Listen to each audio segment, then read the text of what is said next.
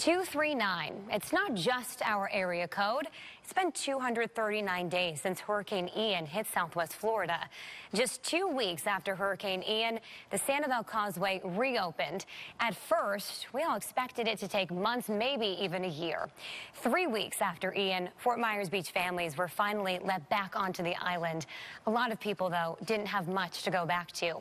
9 weeks after Ian, we finally understood the financial consequences the hurricane caused.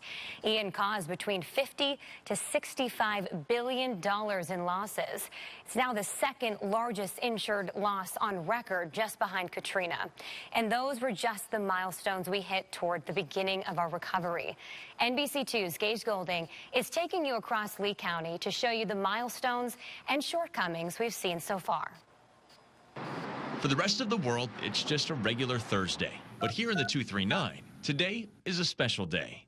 It's been 239 days since Hurricane Ian made landfall, right here in the 239. Yeah, our area code. All around the 239, we're recovering. Down on Fort Myers Beach, it's taken the last 239 days to get the Yucatan Beach stand ready to reopen. And we knew it was going to take some time. Starting Friday, they'll be back, just as they were before Ian. A daunting task to think about if you go back to September 28th. Proud, you know, we're definitely proud of what we accomplished and what our staff accomplished. Just down the street, the first and only grocery store on the island is back too.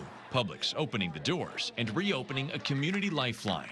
However, it's not all ribbon cuttings and reopenings. We used to walk out on the pier and watch the pelicans. But here, there is no pier. Just pilings poking up from the water. It's going to take a long time. As we're driving around to all these places this evening, it made me start thinking, what about the ones that we couldn't drive to? Matlacha and Pine Island being one of them. It's a little bit of a rough sight to see, but where we've come and how far we've gotten is incredible, to be honest. And across the water, the Sanibel Causeway fell in the water. The big portion, 50 to 65 yards of the Sanibel Causeway Bridge Span A has fallen into the Gulf of Mexico. What some thought would take months or years was done in weeks. It's fantastic that, one, we even got the causeway up as soon as we did, and two, now, you know, we're back up there with the lights. The most famous light of them all, now shining brighter than ever.